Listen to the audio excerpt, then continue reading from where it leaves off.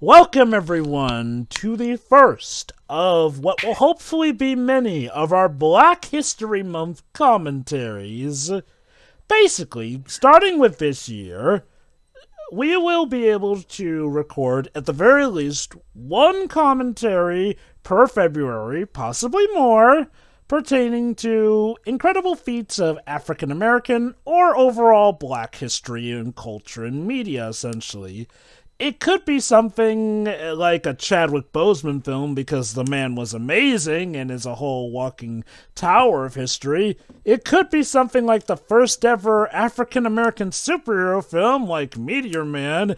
It could even potentially someday be a generation's look at the Wiz because, hey, here at SCWRM, we consider all history, good or bad. Yes, it could even be Steel. But we are going to start off with something that is legit good. And, ironically, something that can also double as a belated Valentine's Day commentary, because it's a classic Disney love story. And yes, this movie is pretty much old enough now to be regarded as a literal classic. So, let me take you back a few years ago. Back to our good old year of 2008. The Disney revival period had just begun. It was coming in with the Bolt film, when attached to Bolt was an odd trailer of sorts.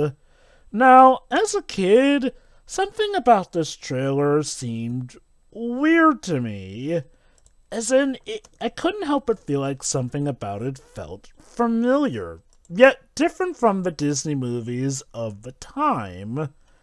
What I would later come to realize was that change was, oh my god, Disney are doing another 2D animated film.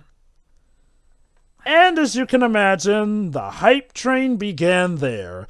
This is A Princess and the Frog, Disney's return to hand-drawn animation that thankfully did not end with this film, despite it going up against a Harry Potter film, again like Treasure Planet. That said, this movie turned out to be a success. And thank God, too, because it was a much better success than the first actual animated movie with a predominantly black cast, Bebe's Kids. Which is interesting because Bruce Smith worked on both movies. Yeah, I know. Baby's Kids was actually being considered as the commentary for the show today, Yeah. but for the sake of starting off our Black History commentaries, we are going to start off with a legit good one. Actually, because according to you, we are also in a good timing because on the mobile game Disney Mirrorverse, which I'm playing by the time we're recording this, we're having promotional material from for to celebrate Black History Month, and the main character from this movie, who is in that game, is basically in the spotlight for that. Tiana? Nice. I can't wait to see. She was already present. The Black History Month character that got released this year instead is Frozen from Incredibles, but it's more of a case of we had promotional item one per day, which does include Tiana. But I can tell more as the movie goes on. I'll have to look up the design later. Disney Mirrorverse's designs are great, but this film is a cornerstone of history for Walt Disney, in more ways than one, because this was the movie that returned to the Broadway musical-style format frequently seen during the Disney Renaissance era, an era that I have said repeatedly I do think is arguably Disney's most consistently great era, and for good reason. And I am also happy to say that this did feel like a good return to form. It wasn't one of those half-baked things where they go, oh, it's just like the original, except not really. No. They really went all out here. They even got a composition scored by Randy Newman, with songs done by him. Say what you will about the man singing, but he is capable of very great songs, as any fan of Toy Story can attest to. So, Not to mention, this movie was directed and written by Ron Clements and John Musker, two of the big authorities of the Disney Renaissance. So, plus, didn't Randy Newman grow up in New Orleans and its music environment? That's why John Lasseter picked him to do the music for this. Yeah. Fun fact, the screenplay was also done by Clemens Musker, but a third figure, an African-American by the name of Rob Edwards, who also did writing for films such as Disney's Treasure Planet, which, again, also went up against Harry Potter. Well, this one they went against Avatar. Well, I think that's and yet it survived. Yes, this movie went up against the highest. Well, actually, Avatar is once again the highest-grossing film of all time currently, and it was at the time as well. So, but give this movie credit. It didn't crash and burn like Treasure Planet did. Granted, that might also have to do with the fact that Disney actually remembered that, hey, we need to market this film. And the success would later get another hand-drawn animated movie 2 years later. That one sadly would go up against Harry Potter and would not do as great at the box office as we've mentioned during our Disney, you gotta stop doing this. So, this movie stars Anika Noni Rose, Bruno Campos, Michael Leon Woolley, Jim Cummings, because of course, Jennifer Cody, John Goodman, and of course the legendary Keith David, along with Peter Bartlett, Jennifer Lewis, Terrence Howard, and Oprah Winfrey. No, yeah. Oprah Winfrey, actually. Anyway, regardless, well, technically Dee Bradley Baker is also in it, so we've got, like, the holy duo of animal noises. But again, I digress. Let us talk about this film in general here. This movie really does hold a dear place in my heart, and the hearts of many. This was not only a return to form for Disney, this would also be a new addition to their Disney Princess franchise with Tiana, the first ever black Disney princess. And thankfully, in case you're worried she was just going to be a token addition, not to worry, Tiana is incredibly iconic a character. But you may also be wondering, if you haven't seen this movie, how do you extend the story of Princess and the Frog into a feature-length movie? And simplistic, yeah. Incredibly short and simplistic. Well, Taylor, that can apply to most of the fairy tales that Disney has adapted over its history. You'd be surprised, actually. With a lot of other fairy tales, there are extensive versions of those that were spanning big novels at that point. Cinderella, Sleeping Beauty, Beauty and the Beast especially. But never one for Princess and the Frog. Even adaptations of Princess and the Frog were like, at best, maybe those extended 40-minute movies. And more often than that, the 20-minute shorts. No, to my recollection, this is the first time we would ever get a feature-length adaptation of it. And oh boy, did Disney ever manage to do that. But enough beating around the bush here. We're going to start at, of course, the modern Disney logo. Or shoot, I guess it's no longer the current Disney logo since they changed that up. So... they have gotten the new one recently. So what do we call this logo now then? The Revival Era logo? Yeah, the end of the 2000 Disney logo. 2006 logo. It started in 2006. True. Whatever. The previously modern logo. You know the one. Yes. You need to start naming these logos for our convenience, Disney. Yeah. That, or announce that we're at the end of the Revival era yet. Then we can just call this the Revival era logo. But I digress. You know the drill. Start at the logo in 3, 2, 1, click. So curious. It's interesting because, like you said, Joe, but we have Frank Welker and Dee Bradley Baker. It's a shame this movie was made in 2009, because if it was made after 2012, we could have also had Alan Tudyk here. We would have the trifecta of animal noises. This is my first time seeing it with its original language, although I do have seen one particular bit in its original language. I haven't seen the movie entirely. So, who else saw this movie on release? I'm curious. Me. I watched it on a plane. I actually have an interesting story, Jova. Yeah. Okay, remember how this movie released in Thanksgiving of 2009 in America? Guess what? It came out in my country on February 10th of the following year.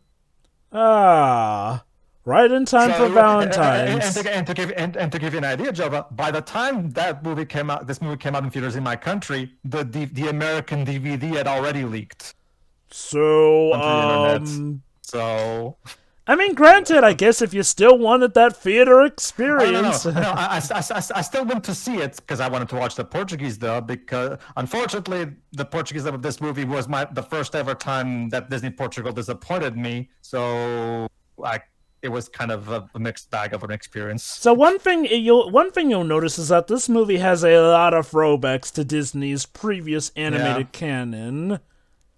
Yeah, it wasn't. That was the whole intent, like to try to make it this, aim this at the older crowd who grew up during the 90s. Kitty.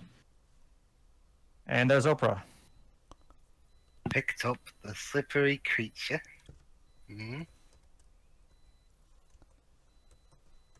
So yes, interestingly enough, this starts with Tiana and her childhood friend Charlotte being read the story of The Princess and the Frog. Charlotte's face is kind of terrifying. I would totally give Ron and John extra points if they cast Oprah as a character who loves to make it everything about herself. Not a fan of Oprah, I take it. No.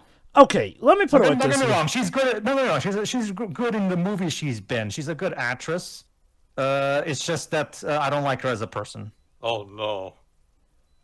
She's a person with good intentions, but she does not get those through well, unfortunately. Yeah, considering that one of the Jesus. books they based this from was the Brothers Grimm interpretation of the story, I thought they were going to be having it like I thought they'd be going a whole darker route with that story. It's like she raised the frog to her lips, and then she chopped the frog and he died. You know, Jeff, now that I think about it, I actually think if I was the one directing this movie, I would have cast Whoopi Goldberg as the mom, actually. Because I think it would be really cool to finally have her in a mainline Disney animated film. Because she's a huge fan of these, but she's never been in one of them. Pedro, you do know Whoopi... Well, okay, fine. In a more substantial role. Also, I know that she's one of the hyenas, but I don't know. That's too small of a role for her, if you ask me. Jesus. I get that there are no small roles, only small actors, but I still think Whoopi Goldberg deserves a bigger role. So yeah, this movie takes place during the Roaring *20s in Louisiana, New Orleans. Everyone's favorite times. Shouldn't it be the opposite, New Orleans, Louisiana? I mean, it's the same thing, I guess. But no, Louisiana is the state. Yes, it is the state. I had to say, unfortunately, that I guess I did suppress it a bit, is that while the animation works just well for the most part, you get the idea that in some frames, the uncanny valley on the faces is a bit noticeable. We had seen it before with John Goodman's character. I guess that's a case of over-detailing, maybe? I think it's kind of like those in-between frame stuff that you may notice here and there, which I feel like even the best animated stuff, you're occasionally going to get that stuff. That's a good segue. How much was the budget of this? Let's see here. Disney gave this one a budget of $105 million, and it made a box office of $271 million. So a success. Also, again, as we've seen more characters now, still only young Charlotte's face bothers me. Now, ladies and gentlemen, we're going to be playing our favorite Disney game. Which of the parents is going to die? Come on, Dwibs, don't be so cynical about the fact that it's a Disney movie. Just because it's a Disney movie, you assume the parents have to die. Oh, I didn't say both the parents. I said which one's going to die. That only works in Italy, sweetie. Sorry. It would be funny if this was the stuff was going on while York visited this place in Drive the Premonition 2. That would have been cool. Zach, I noticed that there's a princess here who can turn into a frog. So one thing I do like about this movie is that it's something of a deconstruction but not a complete dissing of Disney's formula of, people wishing upon a star and whatnot. The idea of this movie is that it is important to definitely wish hard and, maintain your dreams, but that star can only take you half the way. You do have to do the work for it. Mm-hmm. What this movie is clever in doing later on is showing that while working hard is also important, sometimes you need more than just hard work, as you'll come to see later. Mm-hmm. Also, it's been a long while since I've seen this movie, so I'm going to guess it's the father. Jesus. I mean, I saw the movie quite a few months ago with Pedro. So anyway, years later, she still hasn't entered that room. That frog must have really scared her. There you go. That's very relatable. It took like 18 years to get over that trauma.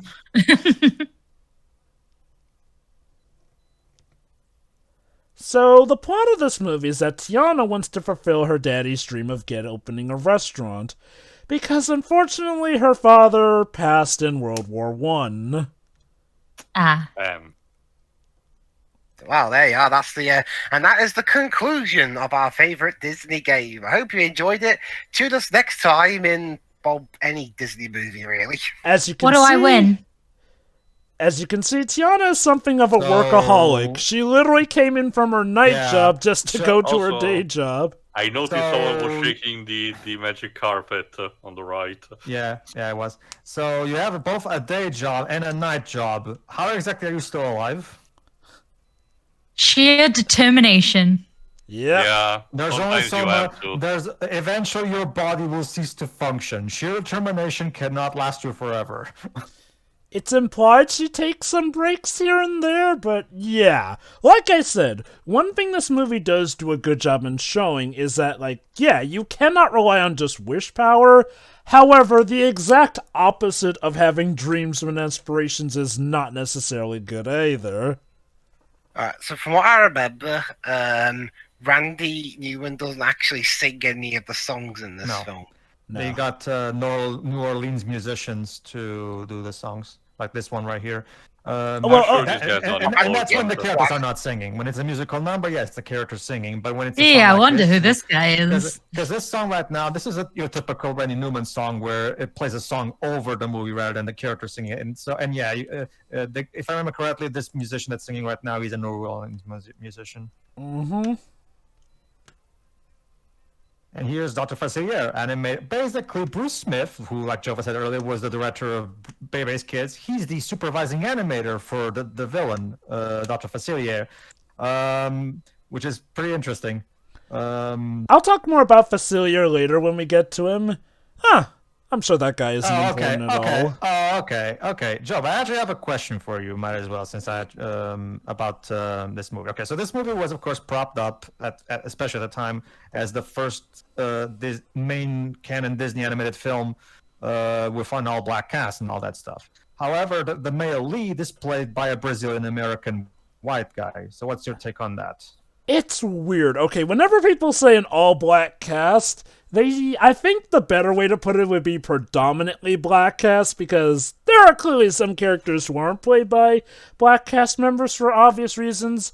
In Naveen's case, I'm not sure what nationality he is, so I'm fine with it. Oh, I can help you. It's confirmed now? I'm checking his Wikipedia page right now. He's Brazilian-American, and he is no longer an actor now. He's now a lawyer. He quit acting. Although apparently he is reprising his role in a new Disney attraction called Tiana's Baby Adventure. Yes. Basically, when Disney needs him to return to reprise the role, he will. But aside from that, he doesn't do any more acting. Dang, that's Disney. Getting loyalty even from people who have technically retired. How many characters are going to be in the TV series? Because we haven't brought that up yet. We don't know enough about that yet. But yeah, as you can see, while Tiana is definitely a hard worker, it is to a point where unfortunately her social life has taken a bit of a beating for that. As her friends point out, all she pretty much does is work nowadays. And that's a problem. That being said, I have to say, God. here's Charlotte. Charlotte is one of my all-time favorite side characters in a Disney movie because she, it's classic Ron Clements and John Musker. They know how to make a really funny character. Now, to anyone finding it weird because, potential racism, believe it or not, New Orleans was actually a pretty good melting pot of culture here and there. That's not to say that there weren't occasionally some racist extremities, We have but... seen it working with the Lady and the Tramp remake. Yeah, again, let me put it like this.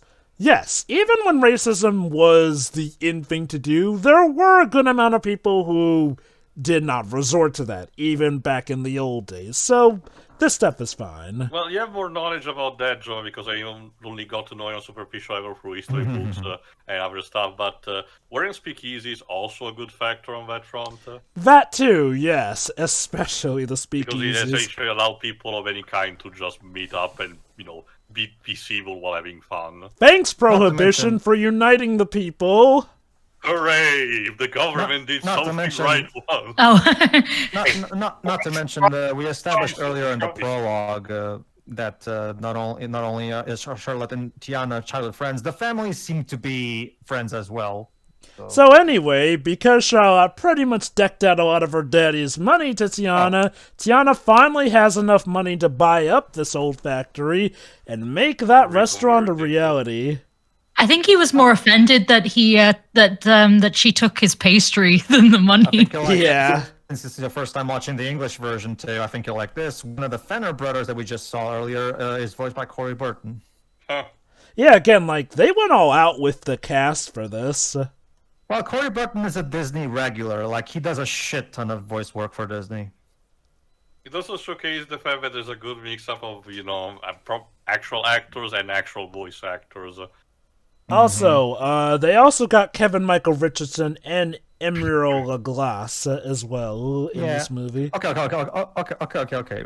Even if not as the mom character, as a big fan of hers, I really wish they could have found a role for Whoopi Goldberg. This would have been such a great opportunity to bring her back for another movie. I wonder if she was busy with another movie at the time. End of the 2000s. Oh, God. Star Trek The Next Generation was over by a long mile by that point.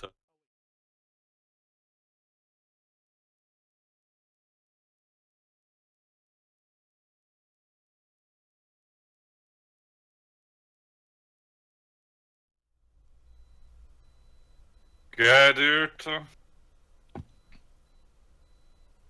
But it's okay, Tia. She's going to explain in song why she doesn't have time for that. I do enough dancing at work. Well, that's stepping around I have to do.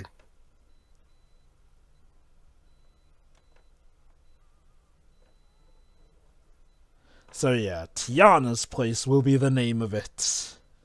Mm-hmm. I want some grandkids. I'm only 20. Goodness.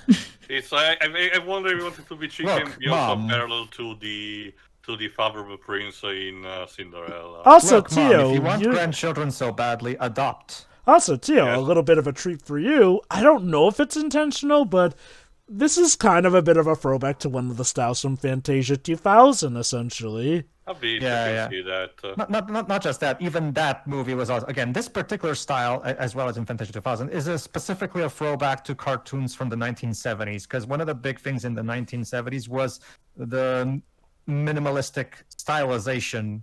Because it was the dark age of animation, everything was fair game, and as such, you will see literally everything. Which Yeah. It kind of reminds. Go on.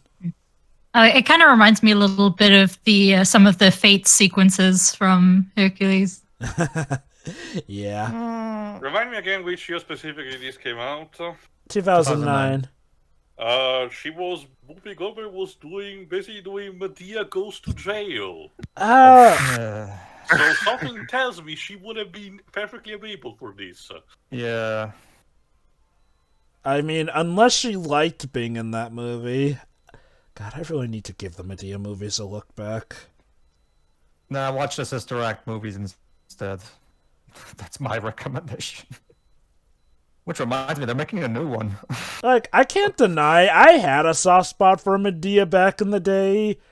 That said, I can understand why people would have issues with Medea, but that's probably best saved for an actual media commentary, because let's try and keep the focus. As for Randy Newman, his songs in this movie are good. He's no Alan Menken, but it gets the job done. I feel like Randy Newman was definitely the best pick for the style, though. Not to say Alan Menken can't do these types of styles here. I don't know if we ever have seen him do, like, overall jazz. Here's what I think would have been an ideal scenario, because Alan Menken usually collaborates with people. Have Alan Menken and Randy Newman collaborate together. That way Randy Newman can handle the New Orleans aspect of the music, and Alan can bring his experience with musicals to the table as well. So yes, this is Naveen, a happy-go-lucky gentleman of high standing, and the prince. Okay, is it and is it just me, or does this guy looks like that Weasley character from Harry Potter, like what's his name? Peter Pettigrew. Yeah, that one. I get the idea the Dorrance is supposed to intentionally be resembled instead more of a donkey, but I don't understand why, because he's the butler? I don't know. Let me see. Because I know that the guy who played face was straight up. Because I know that the guy who played Peter Pettigrew also played this equivalent character in Enchanted, but this one is played by Peter Parley, who's a different actor. But the actual character design and the type of voice he's going for, yeah, it totally sounds like what's his name? The actor who plays Peter Pettigrew. Timothy Spall. That's it. He even though it's not Timothy Spall, it looks and feels like they model this character after him. Let me see who actually played him. Peter Barley, I'm saying right now. Right. So yes, this is the Shadow Man, Dr. Facilier. Bruce Smith has gone on to say that this character was made as what would essentially be, and I do quote, the love child of Captain Hook and Cruella de Vil. And I can kind of see that. Huh. It's the guy who created the Prowl family. Oh, I'm surprised they wanted to create an original character instead of straight up adapting the key figure of voodoo culture, Baron Samedi. Hold on, Teo, because we're about to get the best song in the movie. Yeah.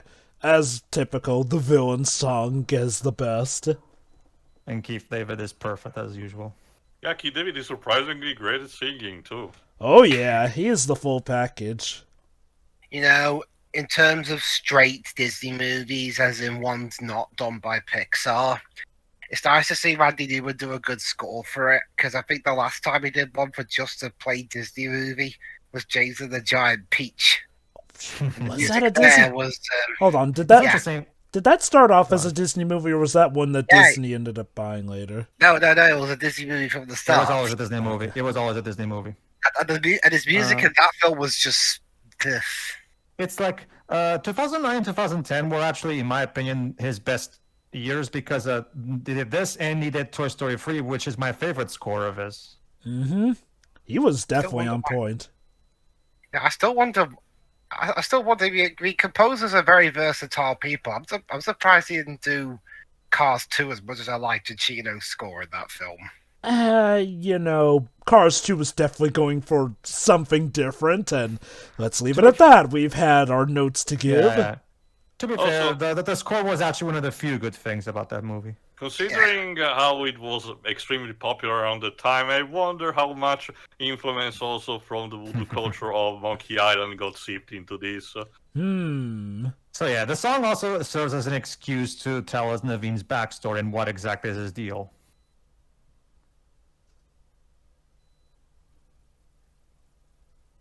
Yeesh.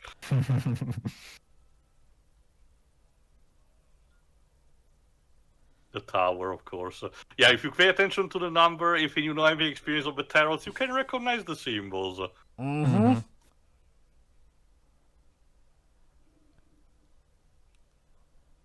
Notice the wording he says in all this. Hop from place to place and freedom takes green. Mm-hmm. Now, what do we know that's green and hops from place to place? Mm-hmm. Even has a lily pad on the background of the card. You can tell Prince Naveen is drawn and animated by one of the 90s the Renaissance animators because he has Eric's face. The fool, of It's course. It's interesting, really, in that regard, because this feels like what Black Cauldron was trying to do for the Silver Age of Disney, essentially. Like, this feels like a keen throwback to the Renaissance era. Did you say Bruce Smith animate was the main That's animator? legit. Bruce Smith was the supervising animator for Dr. Facilier, yes.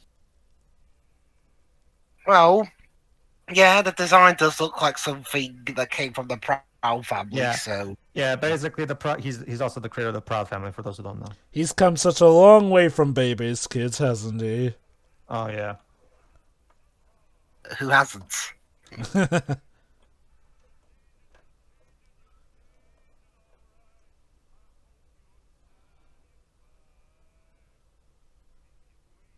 Monkey's paw. It's all in the fine print. Remember, like one of the clever bits about the lyrics of this song is notice what Dr. Facilier was saying, that you want to be free, you want to hop from place to place. Yeah, that's freedom, what pointed but out. freedom takes green. The keen thing about Dr. Facilier is he technically doesn't lie, but in typical Captain Hook fashion, he definitely peppers his words enough to the He's a point con where, man. yeah, Mhm. pretty much. He withholds information. Lying by omission. Bo peep. Also, what is with the sheep and you know Bo what? peep. Yeah. I don't know, sure, the sheep seem to be enjoying it. Oh, By the way, that dog is voiced by Frank Welker. of course.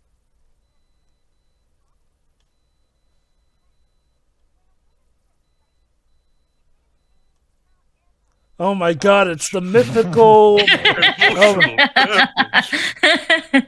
I don't know if that was terrible of her or good of her to at least be honest to him. No. Let me say this. No.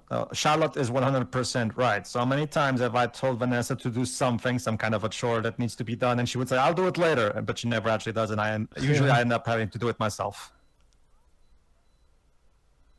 You know what's funny? Me and Alice are both the "I'll do it later" type. Oh Oh boy. God. So, but then... So over there, your house is a complete chaos all the time. Gotcha.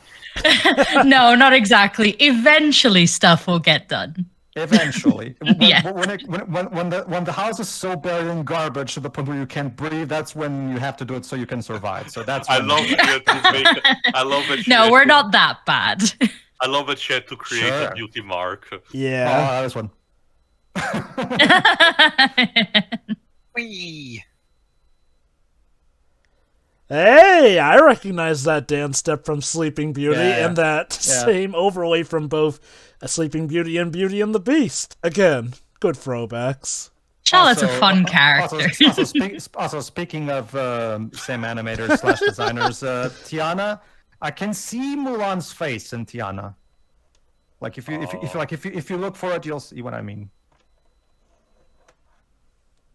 Basically, for those who don't know, hold on.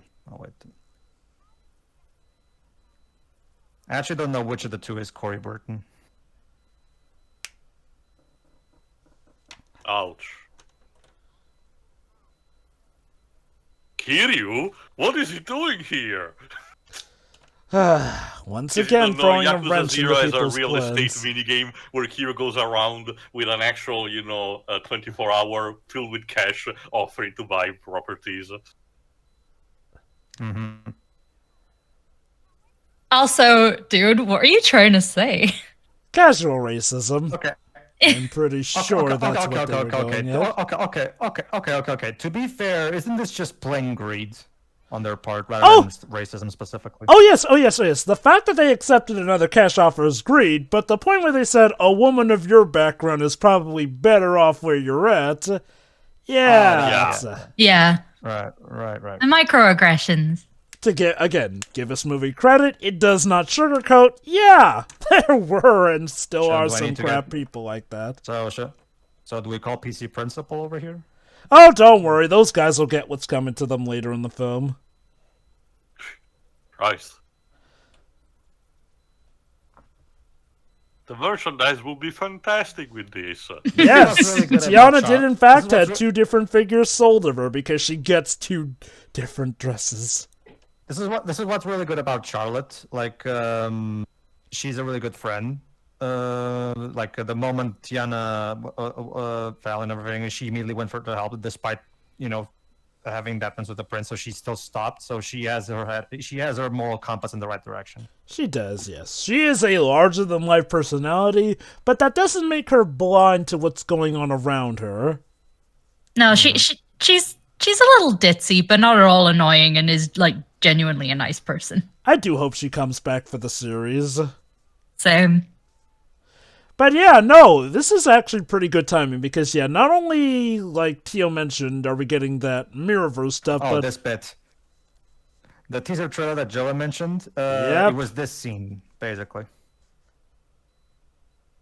so Tiana, in a bout of desperation, finally decides to give in Wish to the upon a vice star. of wishing. Oh, no, come on. It's Disney. You have to say wish upon a star. Come on, you just missed a great opportunity. Don't wish upon a star. You'll either not get your wishes, fun or, fact. Oh, wait, this bit. or worst, you'll make a monkey's paw. Hold on.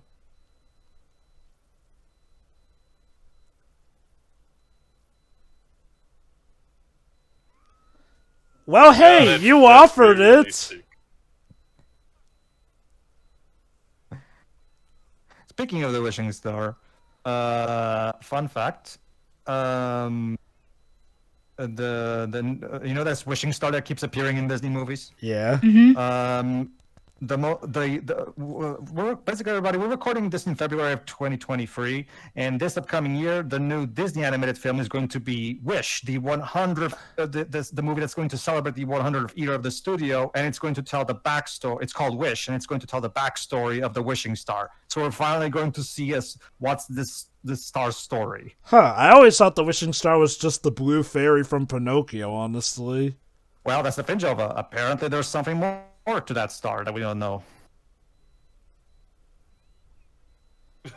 Also, he is a resilient frog to not have gotten crushed the first time she smacked him with that book.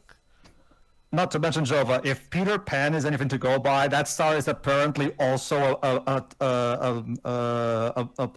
black hole that transports you to Neverland. So what you're telling me is that the So- blue fairy is also a living portal that can transport you to Neverland while also being the central force in Princess and the Frog that will allow Tiana to fulfill her dreams. But it transports you from London specifically. Well, Jova, maybe she's like Tiana. She's a workaholic. She has multiple jobs.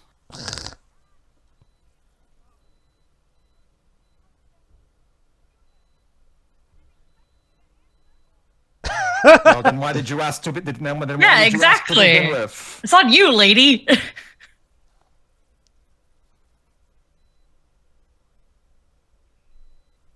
Ah, true love spawned from the offering of money. Watching. Well, to be fair, he's just asking for one kiss. He's not asking for love. Of course, I kid. You. Ladies and gentlemen, we got the spin-off now within the film, the Princess and the Frog's bank accounts. Yeah, the original fairy tale is just this. It's just the princess yeah, kissing I the know frog. The frog turns into a prince, and they live happily This ever is after. what I mean. That's I all. think very short, even for the standards of fairy tales. There's a reason why when Shrek actually had to parody it, they put also their own spin on it. That said, there is one. Speaking of spins, Facilia's spell cannot be solved that easily. There is one thing to consider, though. Tiana's not really a princess. So what happens when someone who's not a princess kisses the frog? Yeah, that. Yeah, she turns into a frog as well. So there you go. funniest shit I've ever seen.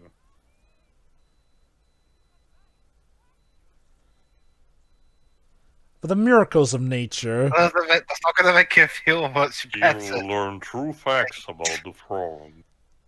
Isn't I love nature how- beautiful? Did you notice how the drummer was all like he was clearly dead inside? Yeah. Yeah. Everybody in this movie Oh, is dear. almost relatable. Still, those stupid, like, dress skeletal things. No, I never understood what the fuck is the appeal of that. The idea is to broaden the dress out. It was the appeal, I guess. I guess to make it so that the dress is not near the feet, so it doesn't trip you up, I guess. But it doesn't have to be that wide, though. I like the Octo costume.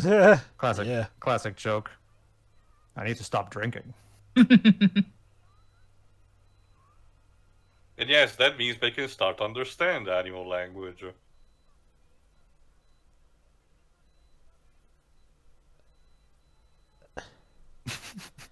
Yeah, that's me when I'm watching a movie with Dwebs. Look, Dwebs, if you're gonna let every little thing bother you, this is gonna be a very long night. Well, depends on the movie we watch.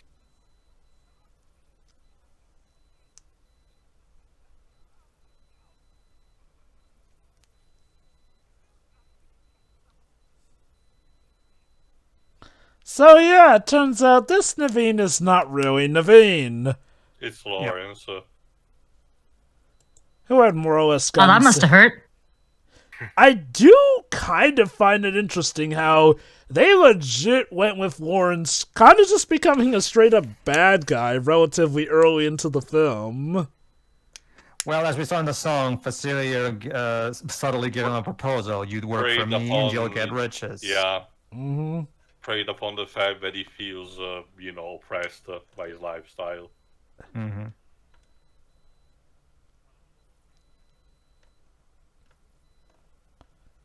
Projecting there a bit. Yeah, I was about to say. Hold on. Does New Orleans have a problem with fat cats driving cars that I'm not aware of? Metaphor. Okay. Difference in classes. Basically, Pedro, the term fat cat does refer to the pompous and rich in that regard, essentially. Mm-hmm. You know, before Disney literally made a character called Fat Cat.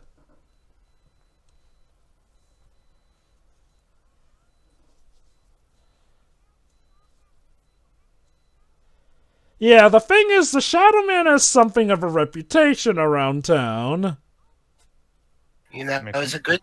It's a good job. It's not the Baron Samedi from Live and Let Die. Yeah, he does kind of look a bit like Baron Samedi. Like I said, I'm surprised Disney just decided to make up an original character instead of just adapting that, which would be so easy. Here, I don't think it's copyrighted. I feel Disney are at their best, definitely, while they do make an adaptation, they definitely make it their own. Sometimes even to the point where that version of the tale is the most recognized one, because I assure you nowadays, if anyone's talking about Beauty and the Beast, 9 times out of 10 they are talking about the Disney version, or something that's taking heavy inspiration from the Disney version. If we were, cute. If we were further along in the James Bond films, I'd have picked Live and Let Die for something like this month, although considering that film was taking advantage of the blaxploitation craze, is that appropriate or not? Well, Tiana, I guess in that case that means that you both lied. So I guess you're even? Or made for each other, I guess. Can we all agree that leeches are gross, horrific little things? But Sherry, they totally can cure your diseases, don't you know? Shiroi. Yes? Lemony Snicket once wrote a song about leeches on the fly during that DVD commentary he did of the series of unfortunate events film. I haven't heard that. I need to find that. If you have the DVD for it, do you have the DVD for the film? Somewhere probably. It's on there. Hey, Kevin Michael Richardson. Yeah. Mm-hmm. Come on, guys. This is hardly a meal. Who's now the voice of Dr. Hibbert. I guess this could just be the appetizer.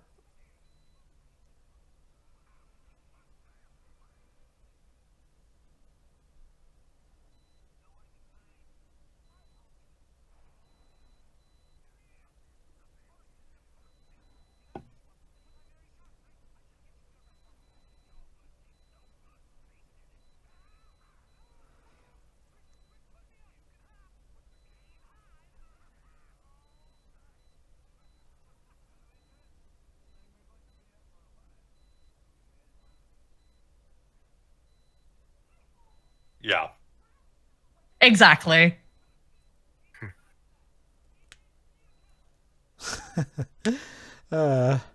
You know, The texture is the same. You know, I wonder if they'll also have the actor of Naveen reprise his role for the ride coming up. Well, Hopefully James his mentioned that he's doing it. hopefully his attorney career is not keeping him too busy. It would be weird if they have him reprise. Sorry, what did you say they're having him come back to reprise, Pedro? No, Dweebs mentioned it. No, actually, it was Dwebs that mentioned Dwebs? that. What was it, Dwebs? What did I mention? Sorry. Bruno Campos. You said Bruno Campos reprised his role as Naveen in a ride or whatever it was. It's an upcoming attraction. There you go, Joe. But that was your answer then. Ah, the ride then. Anyway, this is Lewis, one of the actual friendly alligators who plays trumpet. He's played by Michael Leon Woolley. You may remember him as Judge Grady from Rockstar's Grand Theft Auto 4. Mm-hmm.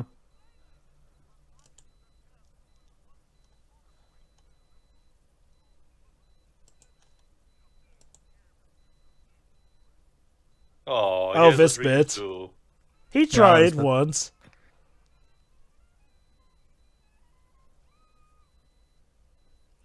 Yeah.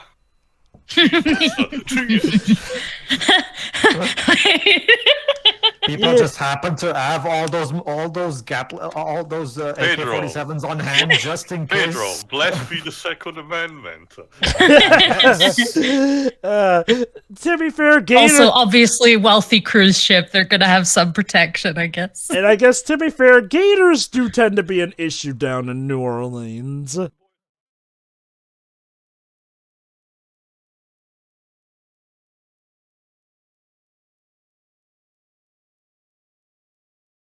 Ooh. I love how what set her off was him telling the alligator not to kiss her.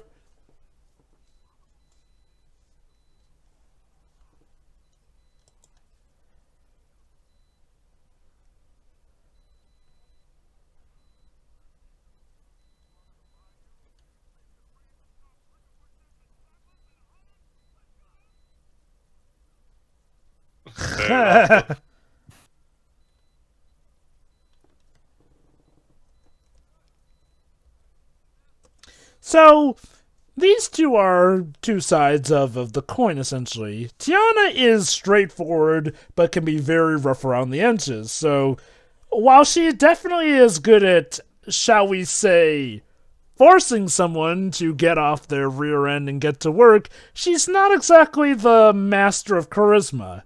That's where Naveen comes in. He's not exactly the hardest worker, but he is incredibly sociable, to the point where he can get people to help out, as you see.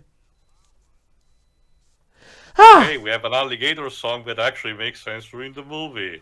It took like, what, 20 years? Oh, there you go. This song is Human Again. It's a great song. But, special note, this was a song that Pedro used to show me Tiana's singing voiceover in Portugal, and, yeah, no, it's not good. She's not as proficient. Let me put it like this. It says something when I can tell that the voice in a foreign nation is definitely not singing it good. Basically, again, to keep in true with the film's idea, of course, we got a lot of African Portuguese people to voice the characters. Okay. Thing is, they decided, and this is to their credit, Disney Portugal usually takes risks with people who have never acted. It's kind of something that they are known for. So I can understand the logic. But however, this was one of those cases where the risk did not pay off. They got a character, a woman who wasn't an actress, but she was a model, but she's never acted before. And to their credit, the guy who plays Woody in Toy Story movies never acted before. He was just a singer, but he's now a very beloved voice of Woody over here. So whatever. Unfortunately, it didn't work out this time. The woman they got to play Tiana, she can't sing for shit, and her acting is not exactly great either. Alas. Again, what I really do like about the songs is, again, in typical Disney fashion, while being entertaining in their own right, they're not just here to waste time either. They do, again, give us insight of the characters here. Again, more seeing of how Naveen lives more of a you only live life once mentality, so get the most enjoyment out of it you can, whereas Tiana goes, you make your value with the work you do, and nothing else. I'll show you that clip after this too, so you can judge for yourself. But well, I might as well, I guess. No, that's the thing, Shiro. It's interesting. I actually was checking out recently a story about the Belgian immigrant that lives over here, because he's the president of one of our biggest insurance companies.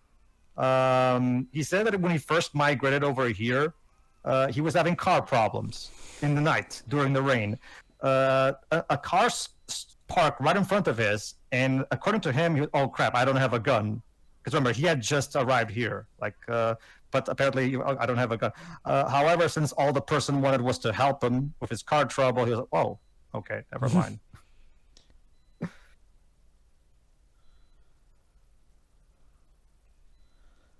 The absolute flirtations. Oh, don't you see? It's an allergy, honey. It's an allergy. This it's this swamp air. It's just He or the blames- mosquitoes that can. This is giving me this is giving me what's the Nutty Professor vibes. Yeah. Same. Yeah, that's another one. You do this, but you don't get Eddie Murphy to play something in here. Considering Eddie Murphy is already a Disney legend from Milan, you'd think 2009, I think, around the time he might have been doing Shrek the Third. I forgot what year was that. What if he was doing reshoots for 1,000 words? Possible. That movie. I get the feeling an animator had a lot of fun with that scene. Oh, obviously.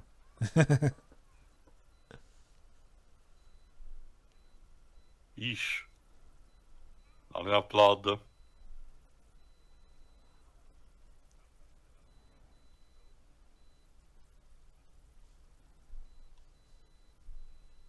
Hey, I remember we had a song about that. It's also to establish that while a villain like Maleficent would have seem to have complete control over ours, Facilier it's more of a case of taking power, but at a risk. He basically did what is basically the equivalent of a deal with the devil. Mm-hmm. But it's not like it showcases that he might not be super carefree Also- to do this stuff. Also, Jova, a minor correction, if you'll allow me. Human Again is the deleted song from Beauty and the Beast that they restored in the special edition. The name of this song in here is When We're Human. That's the actual name. Right, yeah, my bad. Your instincts compel you, Tiana. Oh, look at that. Her fog instants are already kicking in. Uh-huh. Yep, they're both good. Oh, look at... All right, this is my favorite character. Who they both just tried to eat. Hey. Survival of the fittest, okay? Food chain, It's I mean, that's what's happening now still. It's not pretty, but that's how it works. That's how the world works. Brilliant. 7 out of Interesting craftsmanship. I guess you can say they tied the knot. Yeah. Greninja Origins. It's foreshadowing. In fact, okay, here's another one. They're both tonguing each other. So, here is Ray, a raging Cajun firefly played by Jim Cummings. Yep. Because usually when you have just that weird out there character, you get Jim Cummings. Last one, I swear. The first Disney couple to do some French kissing. Also, it's funny because we're New Orleans, which has... But really, they couldn't resist with the fart joke, I guess. Well, he didn't fart per se, actually. Oh, There was still an idea. You can tell that it went through the scripting and everything, so... It's more like butt humor. Basically, he treats his butt like a light bulb. Which it is, for fireflies. This is getting weirder. What is he doing in there? Finding the I knot. don't want. There you I go. don't want to know.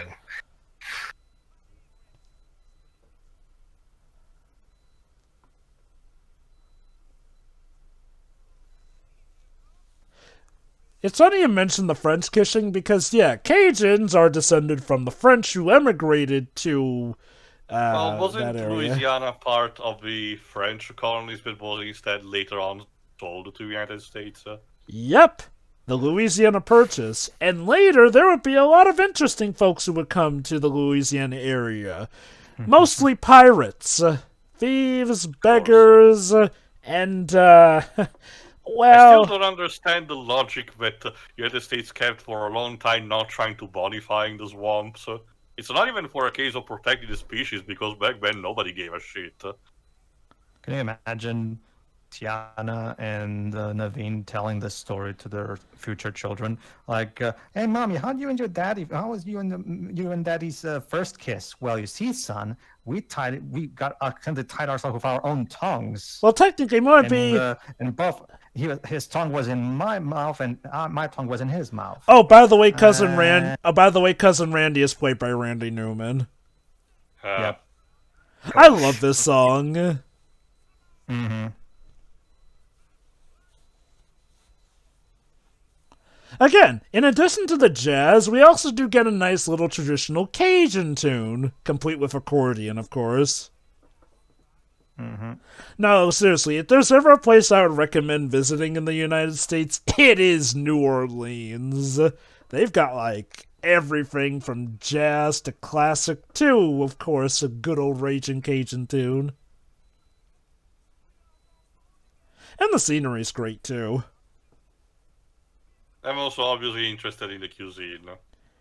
Oh, yes. Some of the best food I've had, especially, of course, the gumbo. Although the gator tongues were great, too. You know, that's a fun thing, since you brought it up, Jova. Yeah. The fun thing about the Portuguese dub of this movie is that the one that I was more concerned about was they got a guy to play Prince Naveen, who at the time was most famous for being part of a boy band, and not a particularly good one at that. Oh, boy. However, they took a chance with him like they did with the others, and he turned out to be really great in the role, and he's still voice acting for Disney to this day now. Mm-hmm.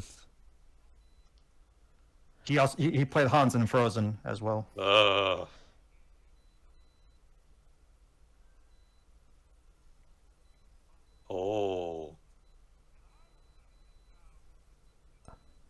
Ambitions.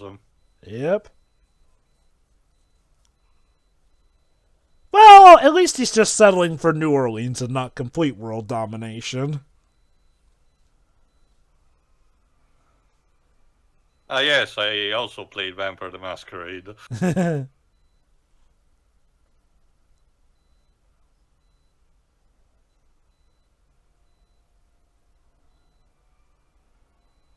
Your wish has been granted. Yep.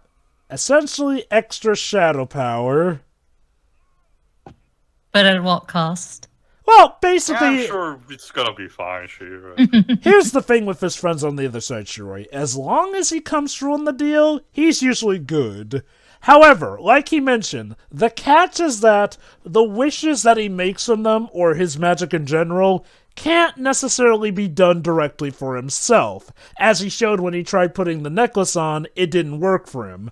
That's the thing with his voodoo magic. He can do stuff for others, but he can't do anything directly for himself.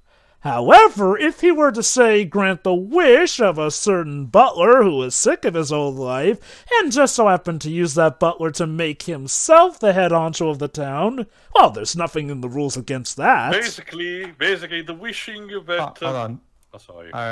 We're about to find out who Raymond's sweetheart is, Evangeline. Oh my god, no wait, hold on, be careful around Evangeline. Resident Evil 7 showed me that she's dangerous. And that also takes out on the place in the bayou.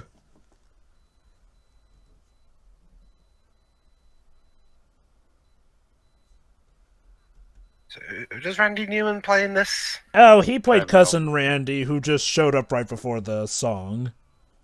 A minor character. Yeah. Anyway, you were saying, Tio, we have a bit before we find out who Evangeline I is. forgot. It wasn't important anyway. It was something in regards to how the wishing works. Right. Well, you see, that's kind of what Wonder Woman 1984 was trying to do and failed miserably at. Yeah. Okay, some people have joked that it does feel at times like a lawyer wrote this movie because they do come up with very clever ways to work around the rules of the wishes or the magic here and there, but man, don't blink or you might miss. I mean, it's just simple cause and effect, really. Like when a woman marries a prince, she becomes a princess by effect, meaning kissing her now breaks the spell. It's very simple. I don't see how. I mean, it's not that big of a jump. Yeah, I like. Okay, I know I'm kind of hyperboling a bit, but I wonder if the same people who are meant of respect are the same who complain the Star Wars wiki actually has entry for everything. That is a possibility too. I never really found it that too complicated, but apparently some people did. I'd rather have too much information over no information at all. Absolutely.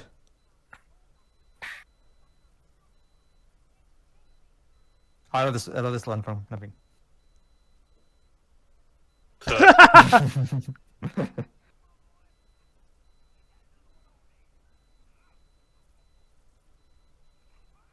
Oh! Ooh, I felt that.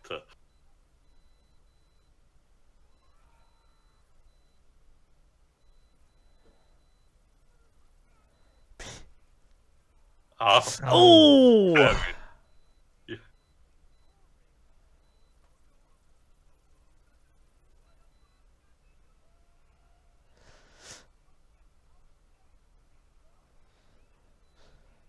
Gloriously animated, but God, does that look painful. Yeah.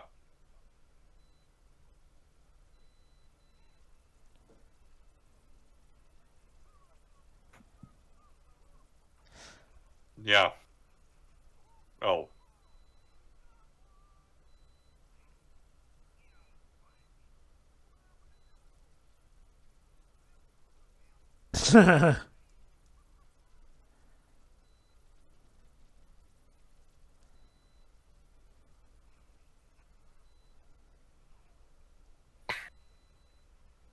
Oh, check us out, Dwebs and Teo. Yeah. One of these free frog hunters is played by Don Hall. Huh. So, Don Hall? More cameos. the director, one of the writers of Meet the Robinsons, co-director of Winnie the Pooh 2011, director of Big Hero 6, director of Raya and the Last Dragon, and recently Strange World. We also have Paul Briggs, who worked on Frozen, Big Hero 6, Zootopia, and Raya the Last Dragon. Basically, Disney, actual Disney people doing some minor voices, basically. Oh! Oh, thank God. Nearly shot it off. Nothing like escaping deadly hunters as a bonding experience. You'll do that. Also, continuing the proud tradition of Disney ever since the 40s, violence against hillbillies. Someone at Disney hate hillbillies. It's no, guys. It's the Three Stooges, New Orleans edition. Course. Yeah, I think that would pretty much be it for me at that point too. Right. Huh. Okay.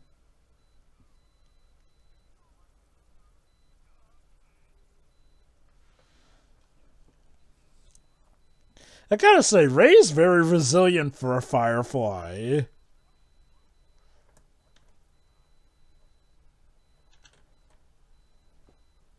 Oh.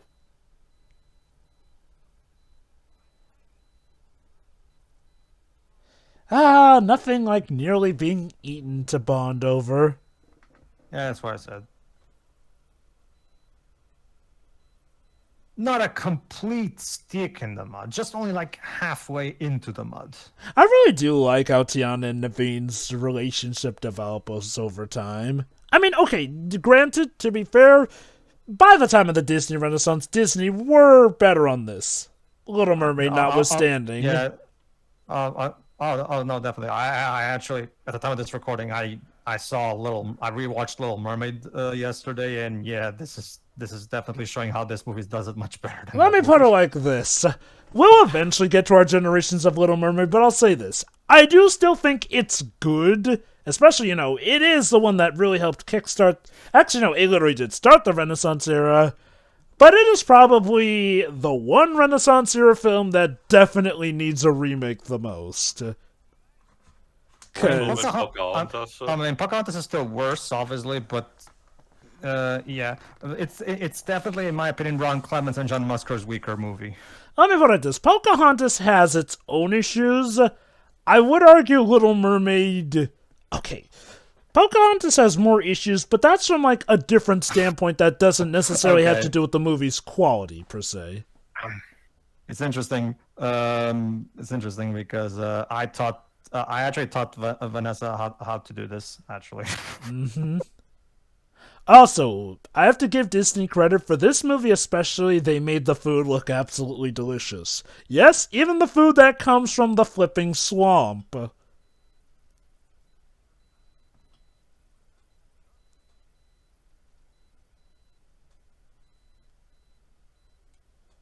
Sad, like most people who come out of college only to find out that the jobs they want are for some ungodly reason unavailable. Mm-hmm. And school doesn't actually prepare you for stuff like paying your taxes. Ugh. Fucked up is that? Sometimes you gotta go specifically for a class that teaches that stuff. Or film school graduates who get taught how to use old equipment at the time, but then when new equipment comes about, they have a very hard time dealing with said new equipment.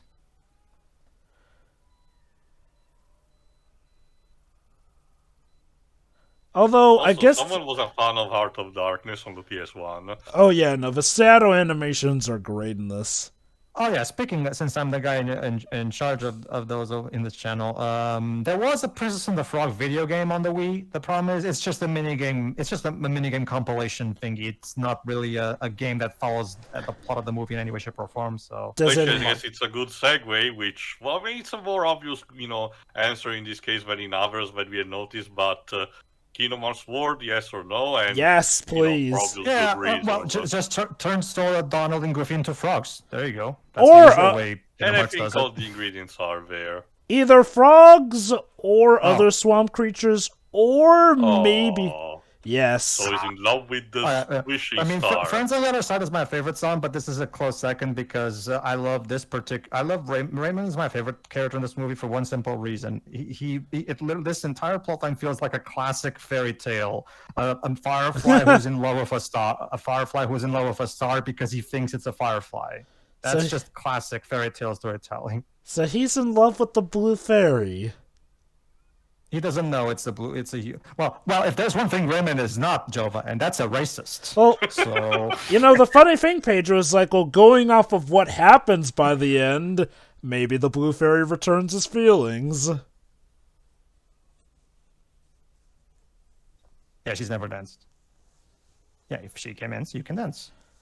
Ah. Yeah, like Jova said, the idea that they're teaching each other, they complement each other because they both can teach each other to not go from one so that they can reach a proper balance in who they are. Mm-hmm. Naveen teaches her how to have fun, and Tiana teaches him responsibility.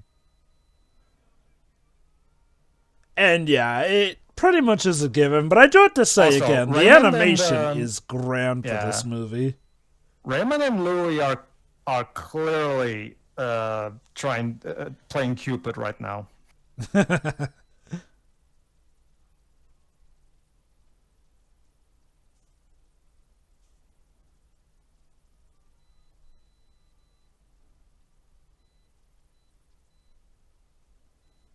But yeah, remember, he's got to marry Charlotte, and yeah.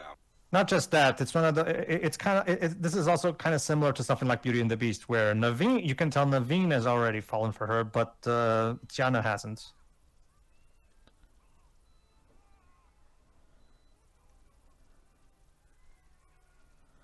So yes, as you have probably seen throughout the movie, the way Facilier's shadow magic works is that the shadows can not only attack you physically, but they can also afflict you via your own shadow. Mm-hmm. Oh, and yeah, and here's another character that could have been played by Whoopi Goldberg. Mama Odie. That being said, she's played by Jennifer Lewis. And yeah, Jennifer Lewis is pretty great. She's from The Fresh Prince of Bel-Air, specifically. She's also from Blackish. Great in Yeah, that. so here she's also Blackish. And Girlfriends, whatever this is. I don't know what this is. She was also in Sister Act along with Whoopi Goldberg. Yeah. Anyway, the snake is played by D. Bradley Baker. Well, at least it's a Sister Act cast member, so close enough, I guess. You.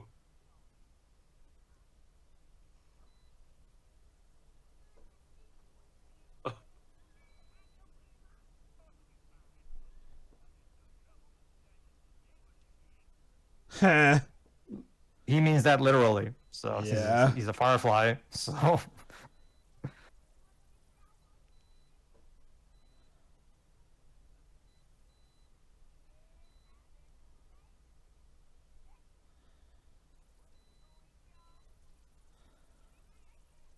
Heh. Mama Odie's a cheeky fellow spirit.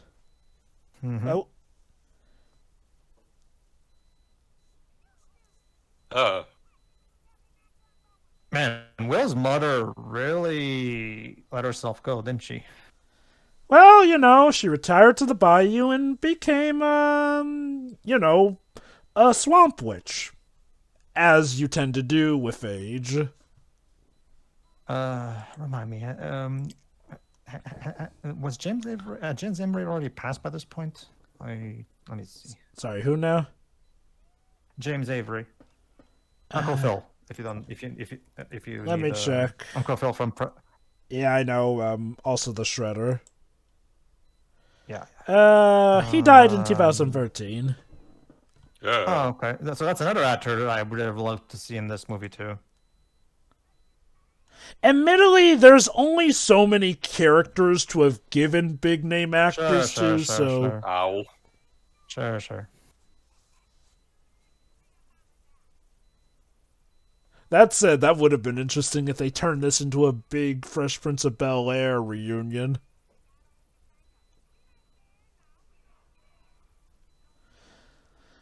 So now, of course, we get the traditional gospel soundtrack, as you tend to hear in some movies with a predominantly black cast.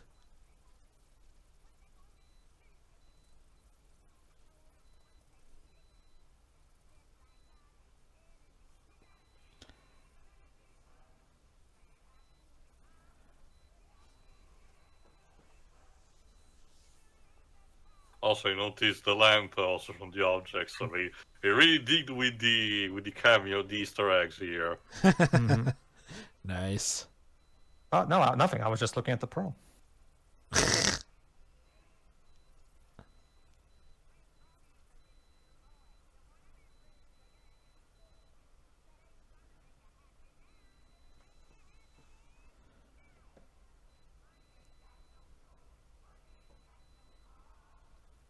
Keep in mind, it's not so much that she's saying that money is not useful or anything. It's more so that, remember, like she just said, he was rich before, and he wasn't exactly happy. Money is definitely essential to life, and you could maybe argue it brings happiness, but does it bring true happiness? Oftentimes not.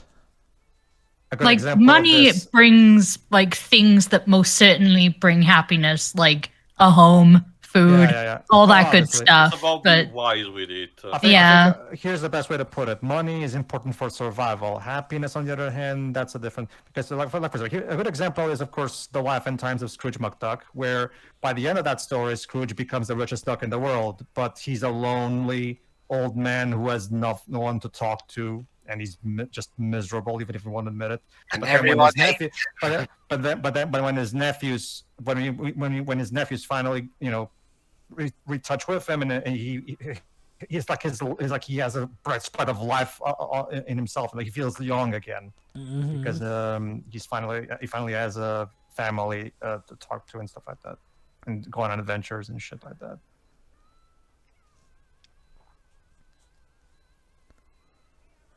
Right in time for the sun to rise. It's also the same thing with Citizen Kane. By the end of that movie, Charles Foster Kane becomes incredibly rich, but at the cost of literally every relationship he's ever had, and he's a lonely old man who has nothing. Let's be honest, if true happiness was just brought by money, everyone would probably just focus on working as much as they want on whatever job brings in the most salary. The collective sigh. They just kind of I just sang a whole song explaining to you this. Were you not paying attention? You're adorable, but come on. Naveen understood it, though, clearly, as we saw earlier. So there you go. Not only does gumbo taste delicious, but it can be used to tell your fortune. Well, she's a voodoo woman. Priestess, she can do magic. Just roll with it. I love this bit here. Yep.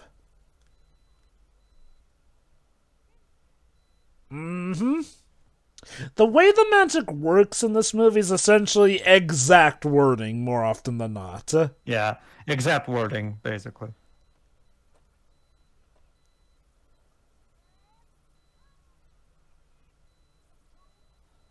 It's always midnight, isn't it? Cinderella popularized this trope. So. You had to have been human in the first place, mates.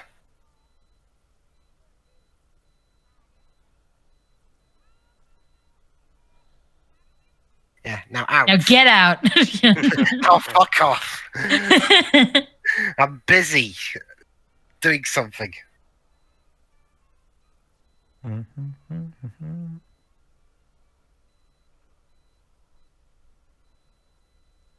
Hopefully no guns on here. Oh, never mind. Yeah, just had to see. You were saying... Nah, it's okay. They're just instruments, actually. Oh. Please don't say killer after your shadows made it look like you were armed. It's just a shadow. Although going off of this film, shadows can be incredibly dangerous.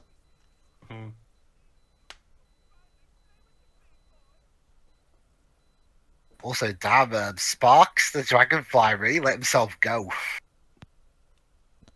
Sparks the dragonfly, played by Jim Cummings. Well, to be Sparks fair, is... Jova, it can't be worse than in the trilogy of The Legend of Spyro. Oh, God. Yeah, Sparks has been played by several different people with questionable results. Yeah, each one a different game. Which one would you rather have? Would you rather have David Spade, Billy West, or, what's his name? Was the third one Cuba Gooding Jr. or something? No. It was that guy who would go on to be that chipmunk character in Food Fights. I forgot. Oh, God. I would rather him not speak. What, like Audrey Sogul? Actually, no, he did speak a bit in Hero's Tale. The thing was, so by the Naveen third film, they were... Sorry, go on, Pedro. Naveen wants to propose to Tiana. I love how... He plans on getting multiple jobs if necessary to help her get her restaurant. I'm sure this will not lead to wacky misunderstanding. Oh, he was voiced by... Well, it's not so much it's not so much a misunderstanding as much as Naveen decides to sacrifice his happiness for hers. Let me put it as a result, and as in the process has to omit something. I found who voiced in the third one, Wayne Brady. Wayne Brady, that's the name I'm thinking of.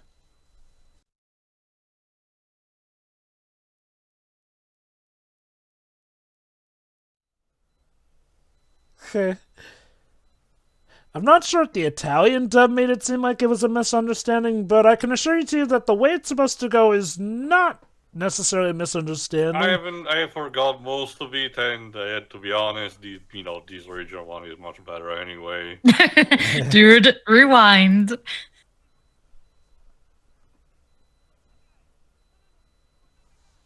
I thought you were the good one in terms of diplomacy. He is. It's just that he's never truly been in love before, so as you can imagine, being in love puts him in uncharted waters. He's never dated seriously before Tiana. Damn it. Oh. What we get is something of a revelation.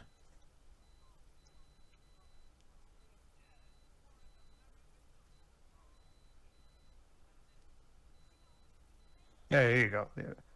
This is probably the best character moment for Naveen right now. In a moment.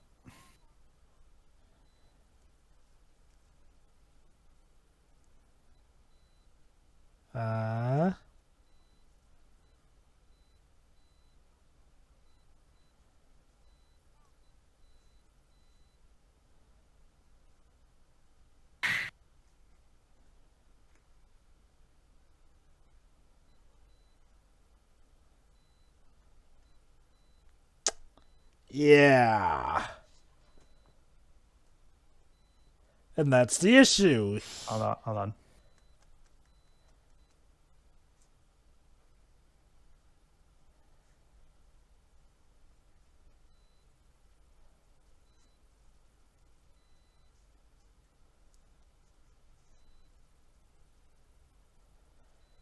And he means it. Mm-hmm. Even if it means sacrificing what he truly believes will make him happy.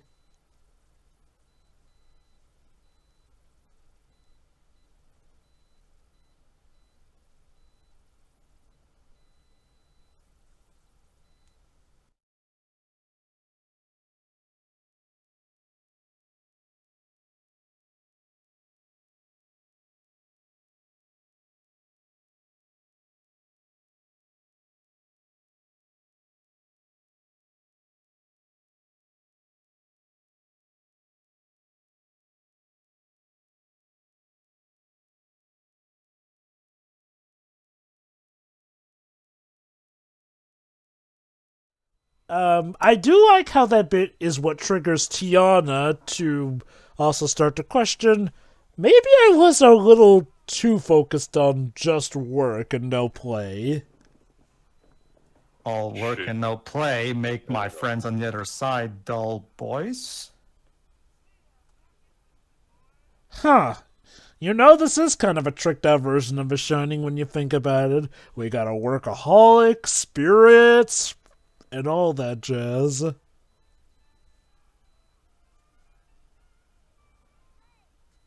Ah, Mardi Gras, the big party time in New Orleans.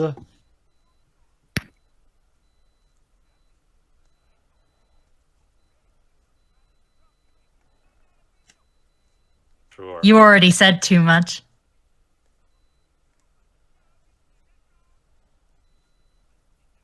Maybe.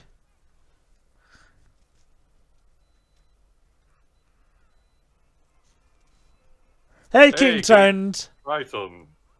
Oh. Yeah, King Triton.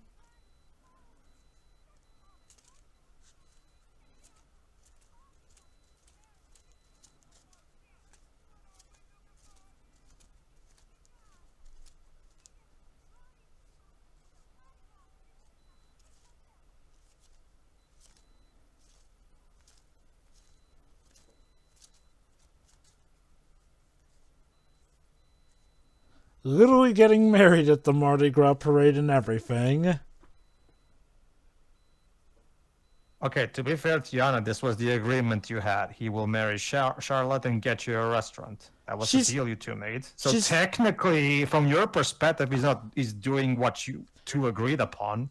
Although, from her perspective, though, I think what she finds weird is the fact that he's human, but she isn't yet. Not only that, this literally came right after Ray broke the news to her that he was apparently planning to marry her. Yeah, she doesn't think about, wait, why is he human? Because she's too distraught to even think about that. And to be fair, this is one of Tiana's flaws here. Her extremely straightforward mind of thinking without considering any various bouts. Said. Yeah. Hakuna Matata? No, despite defining the big ball of gas.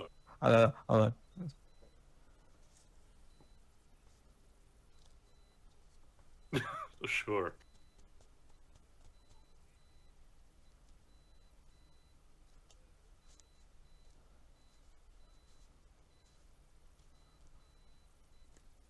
He literally has the dolls set to kill him as soon as they're married. I object. Stab. Up too late. You're gonna get blisters on your tongue. Oh! Ah!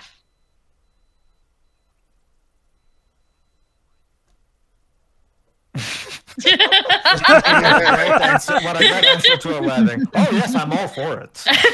You're right. That's only like a few steps above say, yeah, sure. Like imagine that. I'm pretty sure they do that everywhere, but I'm pretty sure. But you know, for most countries and everything, they do sort of rehearsal when it comes to propositions and everything before the wedding. Debs, here's a better one. Even like, sure, I have nothing better to do. Might as well. Yeah. Do you take this woman? This woman to be your lawyer-headed wife? Yeah, sure. I mean, I have nothing to do on a Friday night. Yeah. Do you take this man to be your lawfully wedded wife? That could be a real thing, actually. Yeah. Do you take this woman to be your lawfully wedded wife? Sure. I guess. Why not? Yeah, I'll go through with it. By the power invested in me, kiss already. I'm out of here. And then hold on, don't say that you can kiss the bride. Usually when we do that, we jinx it, and the group of men just shows up and kills the groom. So. Don't you hate it when that happens? Yep. You're getting married to your to the love of your life, and then some people show up and kill you. What did that happen at your wedding, Pedro? No, I'm referencing Time and Eternity. So, yeah, what we have is probably one of the biggest arguments for why this can make a great Kingdom Hearts world. The shadows literally work like Heartless. Light defeats them. There you go. Hold on. Oh. And then they go to war against the Heartless. Ooh. Damn. Yep. Yeah, Facilier completely, mercilessly, and soullessly kills Ray right there and there. I love a good old reprehensible Disney villain. The crunch, too. It's got Okay. a spring in its step. What material is it even made of? Like Something that is fragile, but oh. Oh. Okay. Probably clay, too. Mm-hmm. It's something that is fragile enough that smashing it down would break it. Oh, hold on. Here's another Titanic moment. No, it's not him. Throw him to the fishies.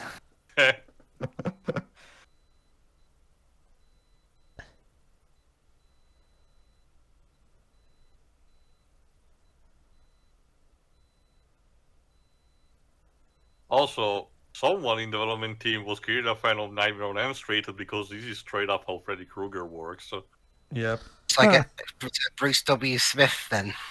Deal with it. Deal with the devil, Tiana. Come on. I'll fall for it. Just Yeah, like even showcase the she says evil to right the from the world and you're get-go. fine.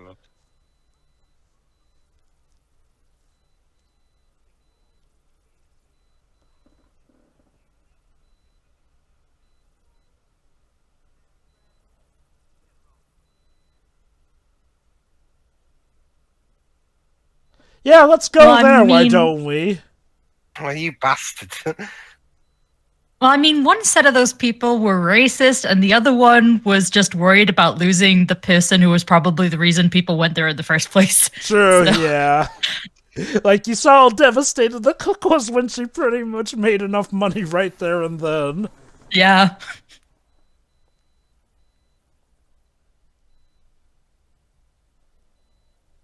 I don't know, Facilier. He seems happy in those images.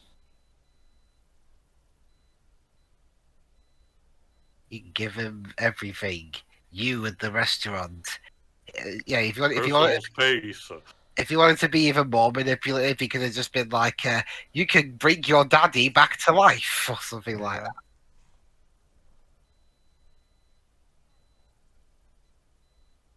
A farmer. It's love Yeah, love. to you. Same thing. Oh. Oh. God damn it. Remember, shadows. Oh. You should have stood on it. She tried to throw it down since she was holding it. Hold on. Payoff.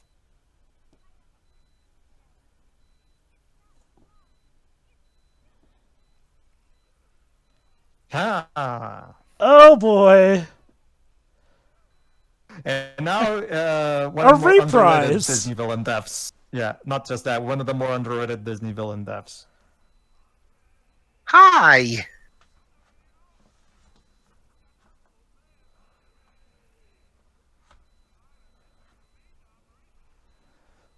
Like I said, as long as you... Minor setback.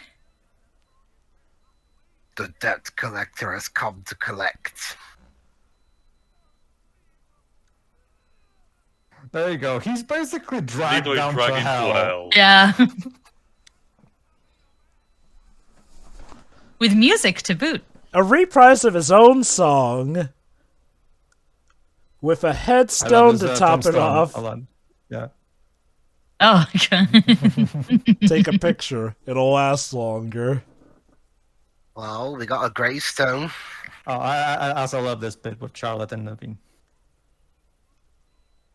Oh.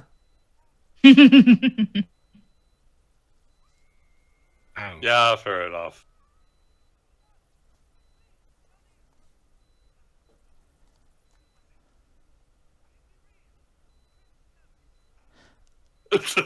Again. I just don't get it. Do you all hate frogs or something? Like, frogs, like, aren't even bad. I'm pretty sure they're more like they eat them, you know, French heritage and everything. Actually, I don't know Here you if... go. I love this one.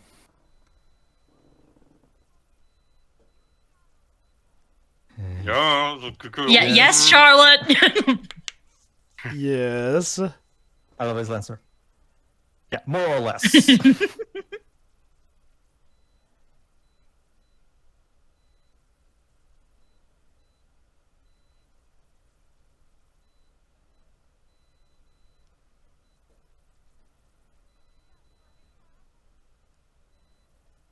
Yeah, let's get this over with. That face.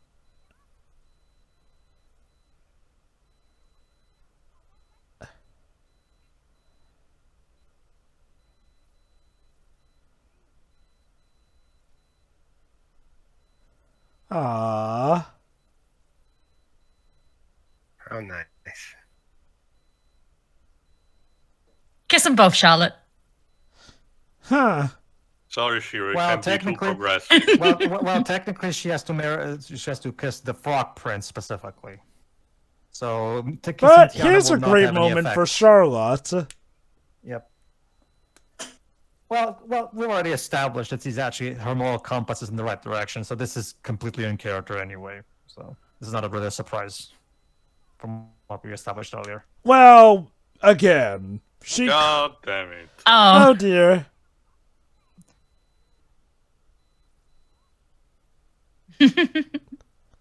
Give her credit. She kissed a frog multiple times for the sake of trying to help.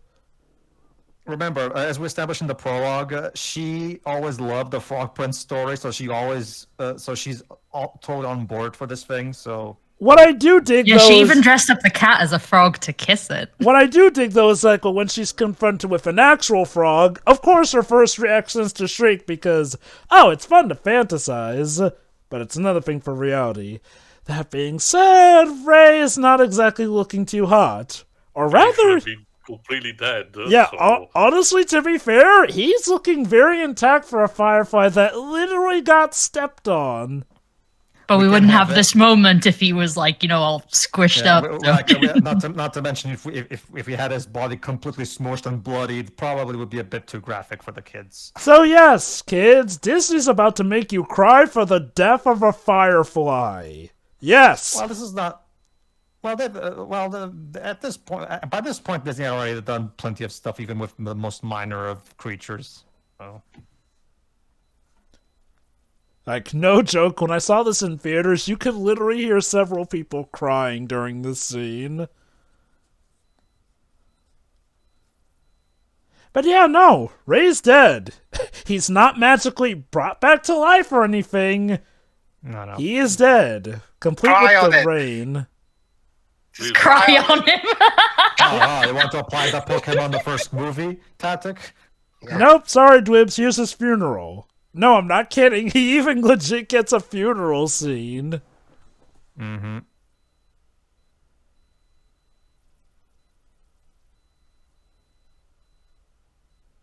Shrek 3 could never. Oh, God, Shrek 3's right. a piece of... Crazy. I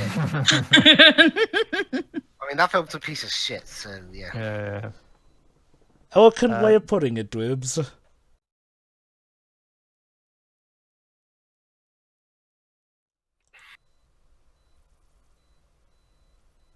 And so off he goes. But what is this? Oh?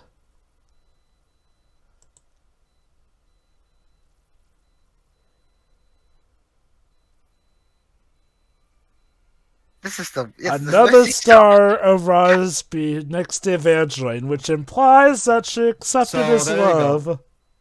So there you go. Again, this feels like a classic fairy tale. A firefly who's in love with a star, and then dies at the end, and becomes a star right next to the star that he loves. This just feels like an old fairy tale.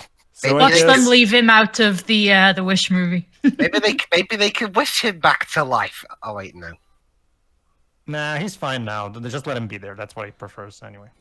Oh, dead. Well, he's with his love now. But hey! Who says that Ray's the only one who gets a happy ending? Also, that water animation is straight up the intro from Swan Princess. It is.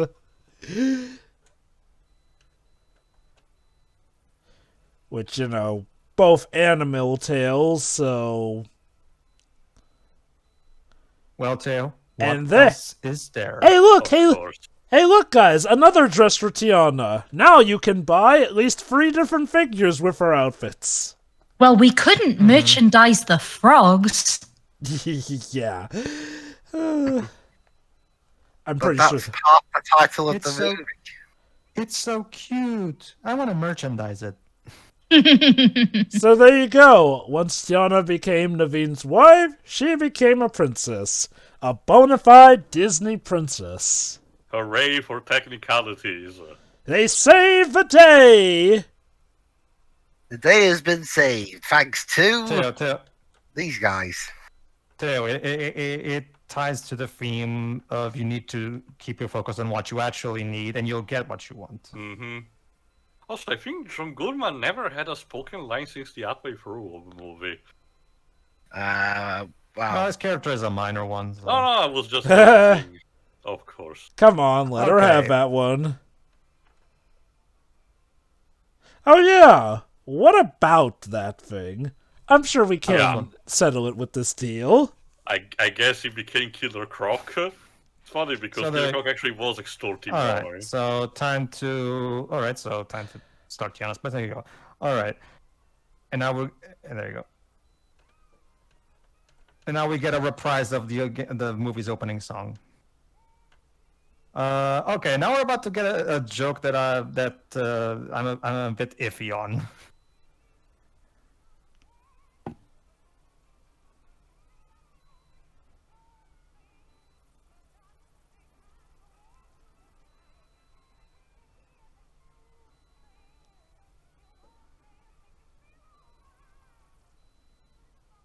Yeah, right here.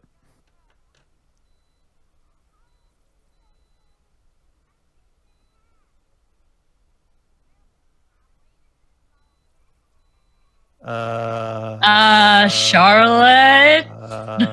I'm going to give them the benefit of the doubt and assume she's not going to groom that kid.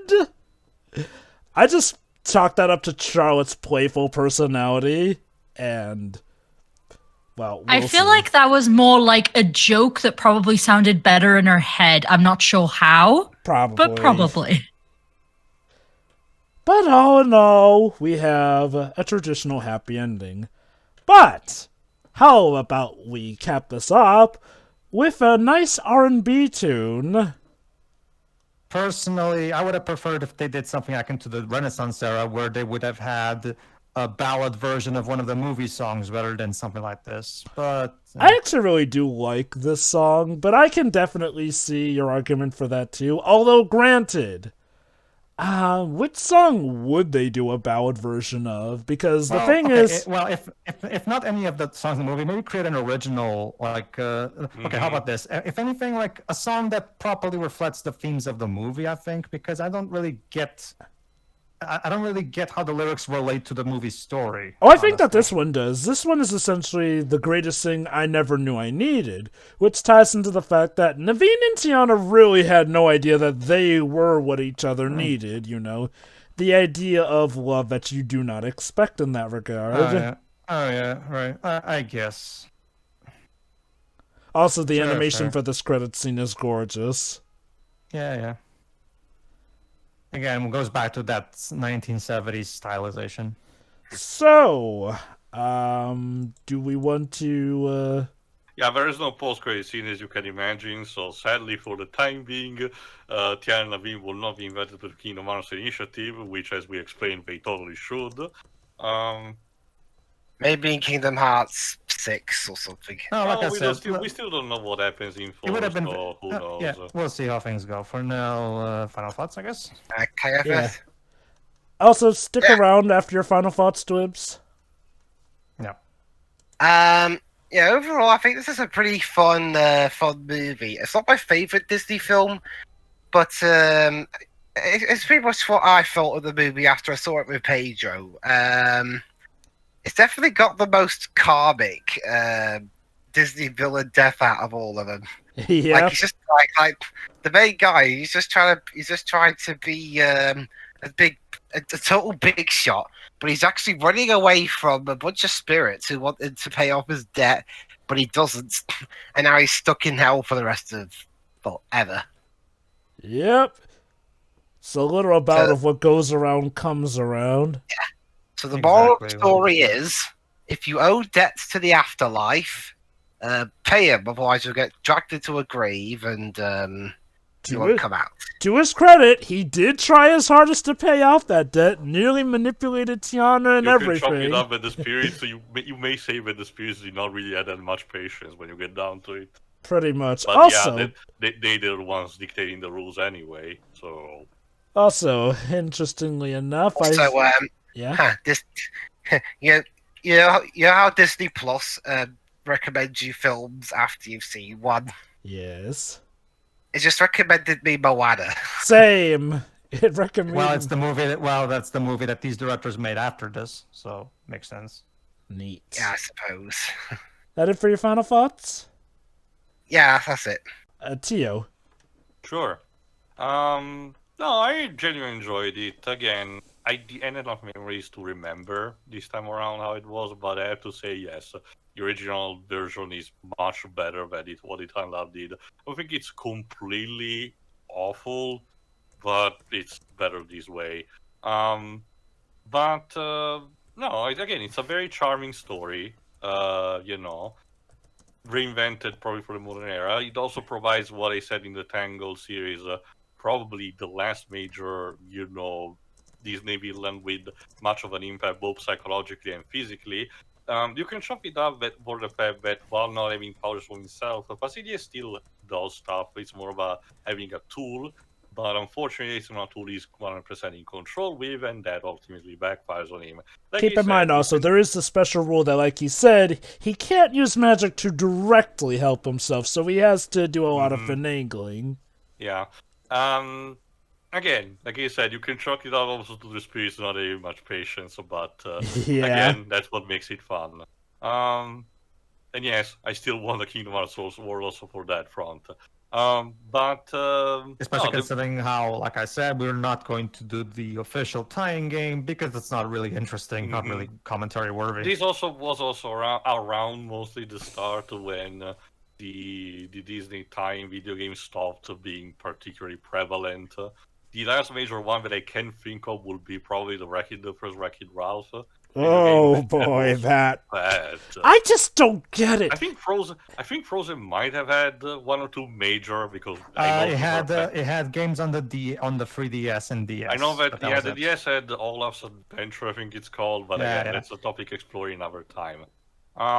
As for this, again, like I said, the music is pretty much great. Friends on the Other Side is actually one of my favorite Disney songs periods, and if you know anything about me, I tend to be a bit idiosyncratic when it comes to songs, so that's kind of an accomplishment. But no, I mean, in general, even the way the plot also is constructed, each character's goals and everything, you can easily chuck it up. We could have done so easily stuff like the liar revealed or the second act breakup, which they kind of sort of did, but it doesn't overstay its welcome, so it's very refreshing that it doesn't. Again, if anything, it's a movie that's also better enjoyed in this day and age where this kind of storytelling is a bit more rare, so it's interesting as a time capsule and everything. So again, cool stuff, even also for the voice acting. So I guess we'll have to see how the Tiana series actually performs as well and continues this.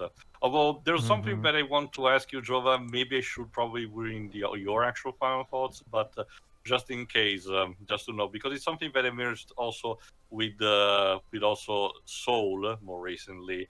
And he says, since we want to talk about this for Black History Month, do you want to talk about what's one of the more not necessarily controversial aspect, but more contentious potential bit, whereas people has been split apart, the fact that a predominantly black cast has people being turned into other things. I was initially going to bring that up, but the moment passed by, but yeah, no. There was one slight issue I did have with this movie, it is that, yeah, the main black character spends most of her time stuck as a frog. This, sadly, would be something of a recurring issue for Disney since this later came back in Soul as well. Now, mind you, these are not inherently deal breakers, but they are kind of things that do annoy people a bit, and well, okay, Disney, next time we get a predominantly black-led animated film, just let the black characters stay as themselves. I'm pretty sure, considering the Tiana series is not keeping these movies' name, we're not really gonna do that, so...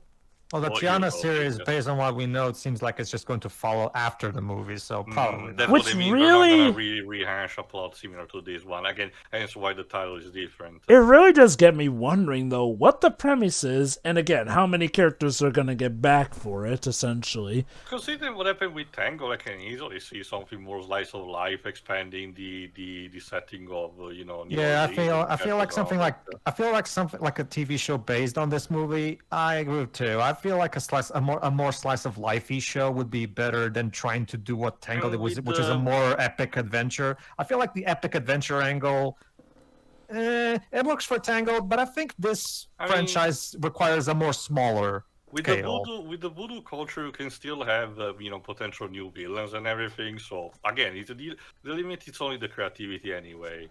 I think the best thing would be a mixture of both slice of life stuff with possibly some high-stakes adventures here and there. Though I do wonder, again, a part of me is wondering how much of the cast they'll bring back, or if it'll mainly just be focused on Tiana, since, again, now knowing that Naveen's voice actor is kinda more or less retired as a voice actor, not that he won't come back, he's apparently coming back for the ride. He's an attorney. So he's let me see if he's a defense attorney or a prosecutor. Well, but that's, in general, those are basically my final thoughts. Next. All right, then. Indeed. Sure, are you back yet? Yes. Yes. Go on. This is a very fun movie, and I don't remember what the initial reception was to it, but I remember, not a lot of people talked about this one. It was critically acclaimed. However, not a lot of people went to see it because it was another movie that came out right at the same week or day or whatever it was. Okay, now the good thing is that unlike, say, Winnie the Pooh, this movie still made enough money that Disney did not regard it as a failure, thankfully. This was a fantastic movie. I mean, aside from the end joke, I mean, everything else was really funny, and each character is a delight in their own way. It is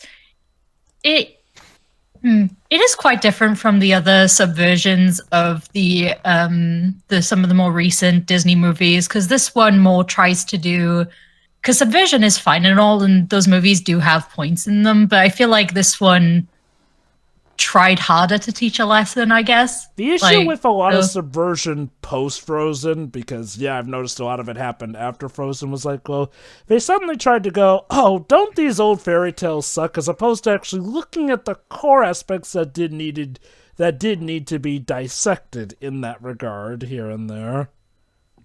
I would say Frozen did a good job at it. Oh, yes. Well, hence why I said post-Frozen, like, you know... Like, not necessarily including Frozen itself, yes? I will argue Raya didn't really do any attempts at subversion. It was just a straightforward adventure movie. So I don't didn't really feel try like any subversion. I think Shuri was talking mainly more so about, you know, the Disney the movies princess, that actually the do fairy that. tale-ish stories. Oh, right. Well, sure, I guess. It's just, you didn't specify specifically, but sure. Fair enough. Anything else, Shuri?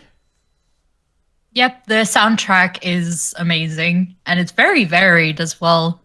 Mm-hmm. I don't know. It's just a very charming and fun movie. It was great back then, and it's great now. So, yep.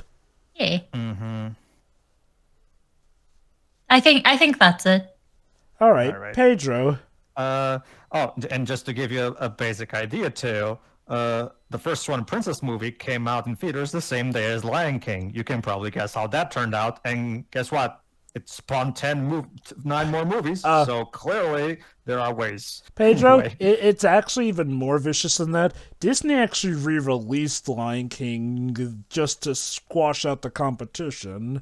Because keep in mind, Swan Princess came out in 1995, didn't it? No, 94 actually. That was the thing, Jofa. Right. Those 2 movies were directly competing in theaters. It was the same thing with All Dogs Go to Heaven. All Dogs Go to Heaven came out on the same day as Little Mermaid. Again, you can probably guess how that battle turned out. Oh God. But All Dogs Go to Heaven got saved thanks to its home video sales, and it got a sequel and a TV show out of it. Have we done that movie yet? No, we haven't. No. Oh, okay. It also helped that Little Mermaid was just the start of a Disney renaissance. Lion King, again, was Disney's juggernaut in animation. So, yeah, it was... we have seen cases of movies who succeed, animated films who succeed thanks to the home video aspect. But anyway, it's really great. I really like the music. The characters are all charming and fun. The story is cleverly written. The animation is great. It's a really straightforward, enjoyable movie for what it is. Again, it's nice to see Ron Clements and John Musker return to what they do best. Because remember, one of John Lasseter's first decisions when he first took over the studio was to bring back Ron Clements and John Musker, which was definitely a good decision. Mm-hmm. They went on to also make Moana, which is also great. Pretty good. I feel like it's a really good movie. I prefer Tangled over this one. I feel like that movie has overall better songs, and I feel like there's just a much more oomph to that particular one. I feel like it's a bit better executed, but this one is still really charming in how it is. So, really cool.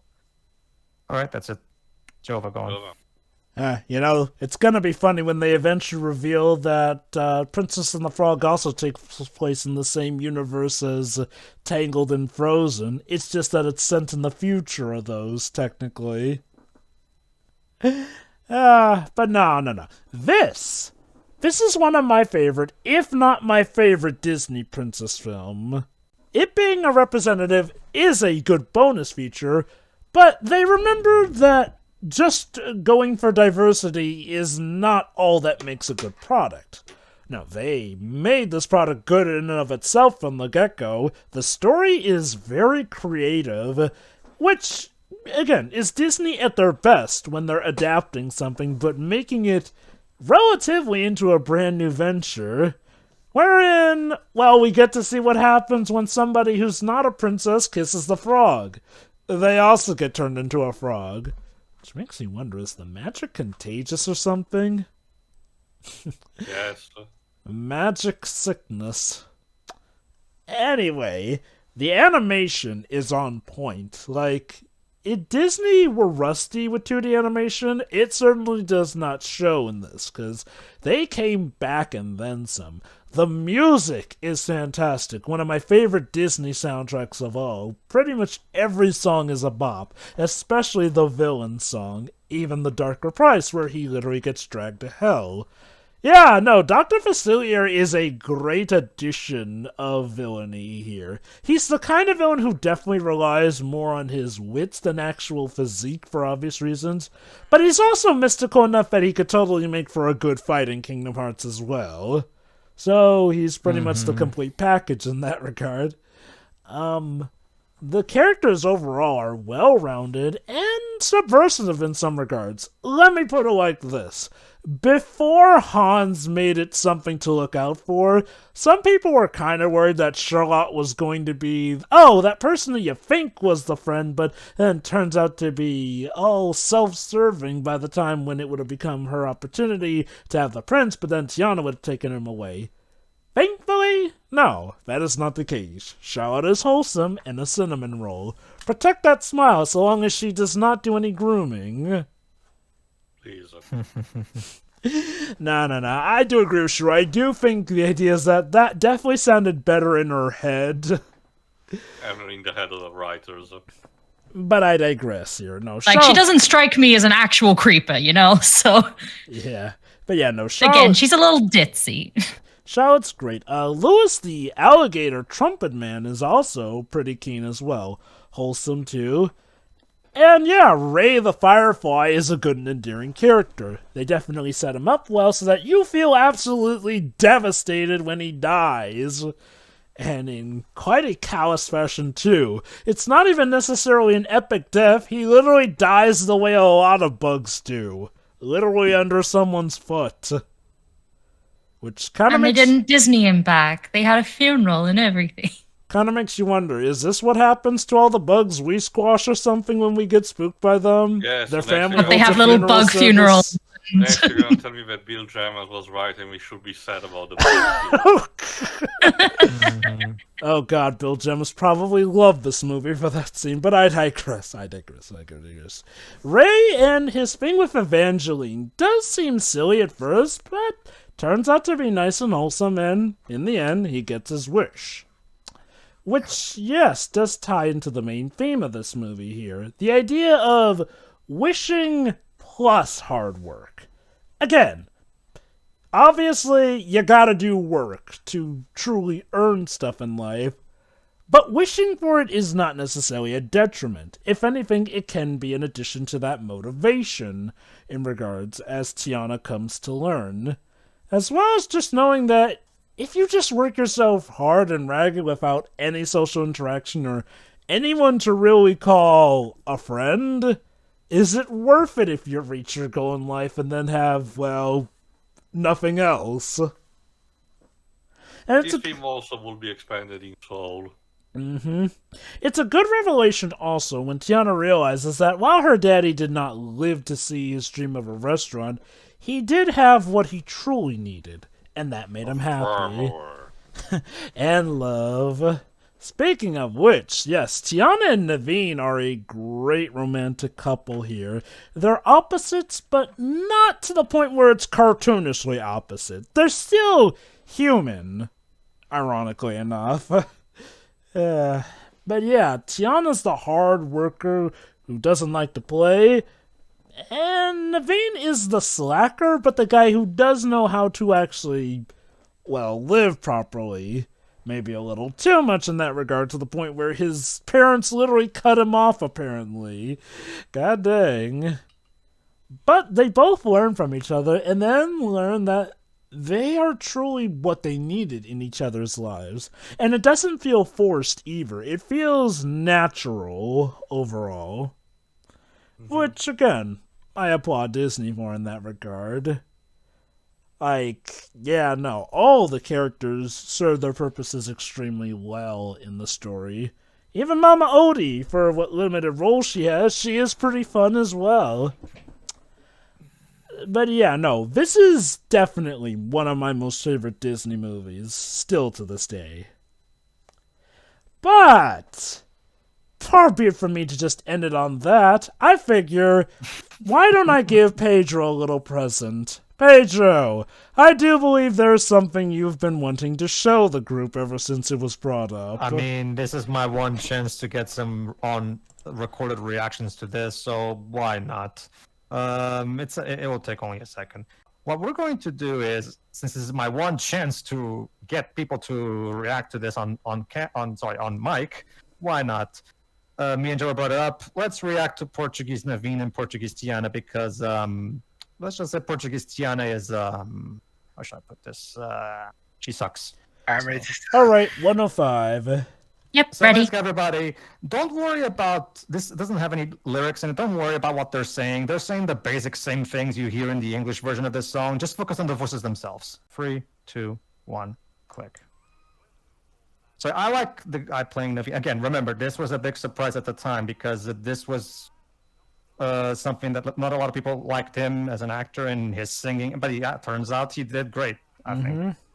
So I really like what he turned out. So he was a big surprise. Tiana, on the other hand, well, I'll just let you guys listen.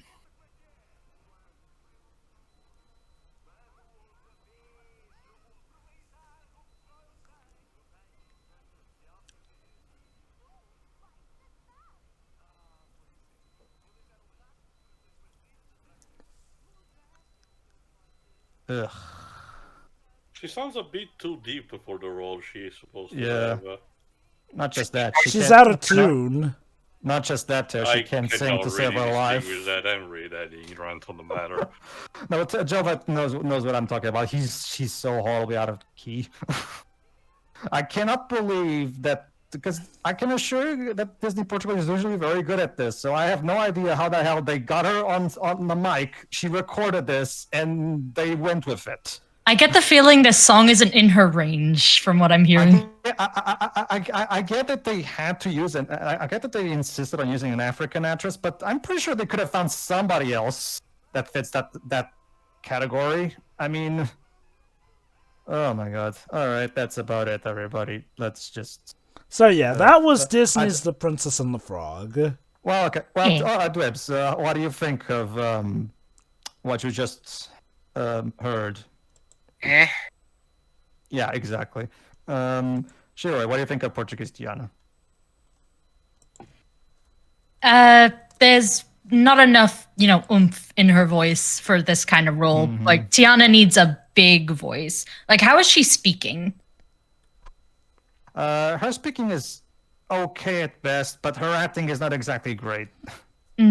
I feel like, honestly, considering the attitude of Naveen's character, getting a boy band member was probably a pretty good choice. I don't know. The sad part is that right after this, they dubbed Tangled, and Tangled was a fantastic dub where they got most of the actors and actresses from the Beauty and the Beast dub. Basically, the same actress who played Belle plays Rapunzel, and the guy who played Beast plays Eugene. So they got actors who just could not fail, so that dub turned out proper. But funnily enough, this harkens back to how over in America, Disney would incorporate actors from their Broadway musicals into later movies. Like, fun fact, Megara from Hercules? She's played by Susan Egan, who previously played Belle in the Broadway musical Beauty and the Beast. Anyway, that was it, everybody. Tune in for whatever Disney movie the next, I guess. See ya. Yeah. See ya. Yeah.